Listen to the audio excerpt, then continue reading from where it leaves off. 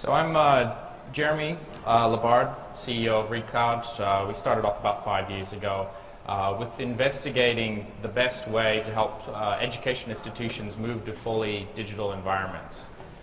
So we spent probably the first 3 years doing a lot of research in terms of user interactivity with their curriculum materials. Mostly in the primary and secondary space, and probably over about the last year or so, looking more into the university space as well. What we find is that behaviors are quite similar across all educational institutions in terms of education digital curriculum engagement, and that is generally a resistance. So although we're here and we're talking about this wonderful thing that is gamification, there's a lot that needs to be looked at in terms of culture. And that's, we launched into our first schools at the beginning of last year and found out that in order to assist schools to go digital, you can't just provide them with a digital platform that does the delivery. You also have to address the cultural issues. And interestingly enough, that ties in very well with a gamification story and also learning analytics. So just before I continue on and talk about some of the things that we've learned and some of the areas that we're progressing into to building and currently have built, just give a basic summary of what we do. So ReCloud, we've spent 3 years connecting our relationships with publishers, getting distribution agreements to distribute publisher material from the largest publishers in the world, so Oxford, Cambridge, as well as traditional trade publishers, Random House, Penguin, and so on. What we found is that's just the first step, taking the books out of the backpack. The next is how do you deliver that? And that's also something that has to be looked at when you're developing a platform that's for education. If you wed yourself to, for instance, an iPad, you alienate a large portion of your student body. If you build it for the web only, you lose quite a bit of significant functionality in terms of connectedness, because students are generally still patchy in their connection to the internet. So does that mean that you're introducing an inequality issue where you can't access your curriculum material because you don't have an internet connection? And that's one of the things, I guess, that makes textbooks so robust, is you can put them in your backpack and take them wherever you want and open them and study them. So we had to look at the differences in platforms. So I'll talk just a little bit about our platform analysis, because I think that's really important when you look at gamification and the way that you're developing. So we looked at web only and decided against that. We decided towards a mobile delivery. And since the research that we've been putting into developing our app, there's a new ecosystem that's come out called mobile content management. Mobile content management is about providing you content, whether it's web content or it's a PDF, offline content, or some other document, a Word document, and so on, and delivering that in a way that's friendly no matter the screen size. I would say mobile content management also incorporates your traditional desktop, so your laptops, your desktops, and then more importantly smartphones and iPads and so on. When you look at that space, they're saying that the mobile content management will quickly overtake the enterprise content management space, because really it's independent of that. You can plug a mobile content management platform into multiple different content repositories. And so that's what we've been focused on building, is a back-end middleware that plugs into content repositories, and some of the content may sit with us and might sit with somebody else. But once you've got a platform that has that material, you can start doing things like David's going to talk about later, gamification of your curriculum material, where you're saying, you didn't finish this, or you failed, restart, go back and study some more. And I think from our perspective, what's really important in the gamification is the engagement. And what we're finding is you have to be able to measure that, because we've got platform that works on an iPad and Windows devices, and so now the material's there, but we're finding that maybe the educator's deciding to still print off a piece of paper and ignore the whole digital ecosystem and hand out papers to all the kids, which is actually also a violation of copyright. Well, it's a borderline area.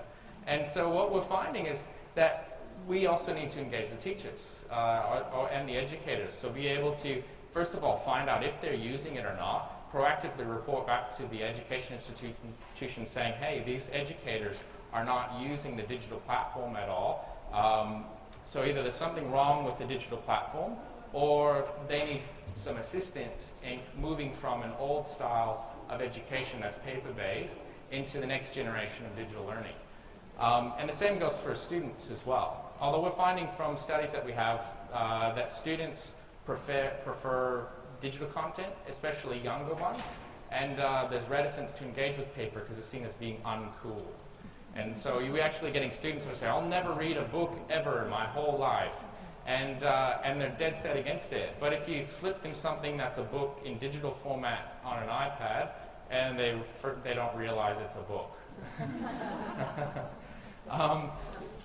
So if you move into that space in terms of helping students understand that they're consuming curriculum and they forget that it's boring, then that's a great starting point. Because we find with paper-based, I mean, that's the same thing we've heard from students for millennia. It's boring to study, right? You put a physical book in front of them, you put something digital in front of them, you're going to get the same response.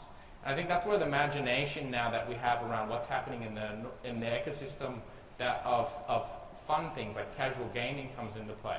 Imagine instead of having a dry maths class where you're working formulas, where if it was like OMG Pop. Has anybody played OMG Pop? Oh my goodness, okay. I'm talking to the wrong people here. So OMG Pop is basically finger drawing on an iPad and Android, and so you get you get a word and you have to draw it and your friends guess what it is. You draw something. Yeah. Draw something by OMG Pop. Draw something? Yes? Okay. So imagine you get graded like that. You do your maths assignment, your teacher guesses if you've done it right or wrong, and at the end you get coins, or you get a leaderboard where you see how you're progressing against the rest of your mates, and therefore it's a bit funner than just, I mean, I personally wouldn't try to draw an elephant with my finger. I'd find that very boring. But if it's in a competitive environment, then competition kicks in and it becomes more immersive. And I think the same thing comes to curriculum delivery. I think instead of just delivering dry texts of paper and so on, I think there should be some imagination around how it could be gamified. And I think to some extent it's partially the fault around the economic model around publishers. If you're writing a textbook, you don't get paid how good your curriculum is and how well your students do. You actually just get paid per page you write. So if you write a textbook that's 200 pages, like I consumed in my statistics course, and I bought, a book that was about that thin, or maybe about 60 pages that explained it far superior to what the textbook did, it would work much better. And I think, but how do you get into that model? Helping the educators in the publishing space create that type of content. There has to be some sort of reward-based system for that. So that's where you get into models that already exist, such as self-funded website. So you basically there's a ring that's been funded for wireless controls. Recently, anybody read about that? So instead of a really boring kind of remote control with 1,000 buttons on it, which we've been cursed with for nearly over 50 years now, there's people starting to look at, well, what if we created a ring, and that ring I could just wave my hand and the channels would change, and it was a lot more fluid to human interaction. Nobody thought that you would necessarily pay for that, but they put it up on a self-funded Kickstarter website, and they raised the money for it. And I think that model proves well, I think, in the curriculum space. I think there should be a Kickstarter for education, and that also requires a unified platform. And that type of a unified platform requires something, similar to what Facebook have built, but except for building something for education and then pivoting so your grandma uses it, I think there needs to be education-specific platforms that do curriculum delivery and that allow for Kickstarter-like programs where you could build a mobile game that's a web part, that works like, who's ever played Lemonade Stand? The best lesson in economics you can take is playing lemonade stands. How much money you have, your investments, how cold it is, how hot it is, how much ice you put into it. And I think if you started looking at your curriculum as a game, how can I engage my students to outsource my ideas and create something better? So I can say, hey, I'll pay, I've got a grant from the university, I'll pay $5,000 to redevelop my course as a game. And the best student in, the computers, in the computer department, build that game for me, and whoever wins, then that becomes a key part of our curriculum. And I think that's the type of model. I mean, that's what I do, CEO. I come up with great ideas, and then I tell my developers to help me execute on that. It's where I think traditionally educators have been the holder of the responsibility to do everything. And I think you can help outsource your ideas, but it requires that type of a platform with that type of an engagement. And there are downsides, such as if the experiments fail and your students fail. But I think this is the type of interaction that needs to be looked into, and a lot of research needs to be put into it, just like it's being done in academia, for hundreds of years. So that's pretty much the summary of the types of things I wanted to talk about tonight. I'll hand a little bit of, or today. I'm from Melbourne. I'm getting confused. My body clock is saying tonight. So, but are there any questions?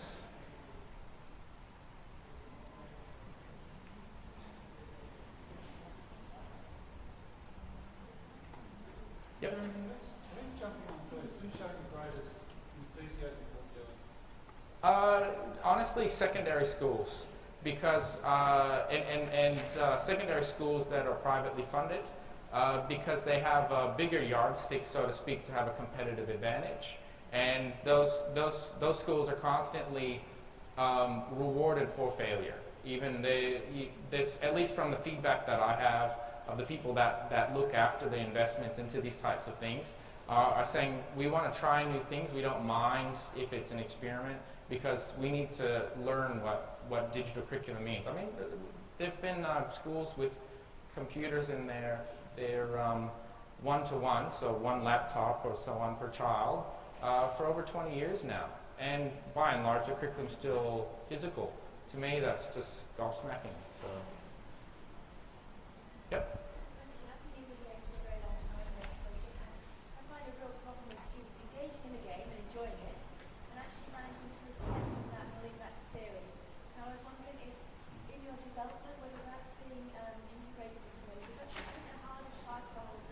Yeah. That's exactly it. But maybe somewhere else. Yep, and that's what the whole social revolution around technology over the last, I guess, since Facebook kind of came about, at least 8 or 9 years, is what's leading this. And they're studying now, studies that have come out now around contextual learning, and that's really what it is. Even if you're just interacting with Facebook or Twitter, it becomes contextual, and therefore your retention rates are much higher. And if you could incorporate a game where it's an economics game and it's rewarding me personally for my actions and it's relative to my classmates, well, that then becomes contextual. A lot better than just having somebody preach at you. Is that what you mean? Sorry, I'm off the mark. Okay, yeah. No, I actually agree in using games within education. What I Yeah. can't get, and I still struggle, even in literature, is to make that link between reflective theory and thinking and the action within the game. I still don't think it's doing it. And I've tried loads of things over the last 15 years. Right. And then research in that area. Yeah, there's lots Yeah. of research, but it's still not very good practice. Basically, learning transfer. Yeah. The problem with learning transfer is really hard to measure it, even if it's traditional learning or if it's digital learning. So we spend a lot of time designing experiments to show transfer. In the study, the triage trainer study, we did show learning transfer. But in a way, it's so easier when you're developing a game specifically to teach a particular skill set or a particular cognitive function. That's why we found serious games, dedicated games, are much better learning tools than commercial off-the-shelf games, which generally there's very little evidence to show that they're effective. But it does go back to how you test it as ultimately. So it could be possible that measure off-the-shelf games are effective learning tools, but maybe we just haven't found the right way to test it, or maybe the way we measure skills and cognition is not really that well aligned to the game. Yeah.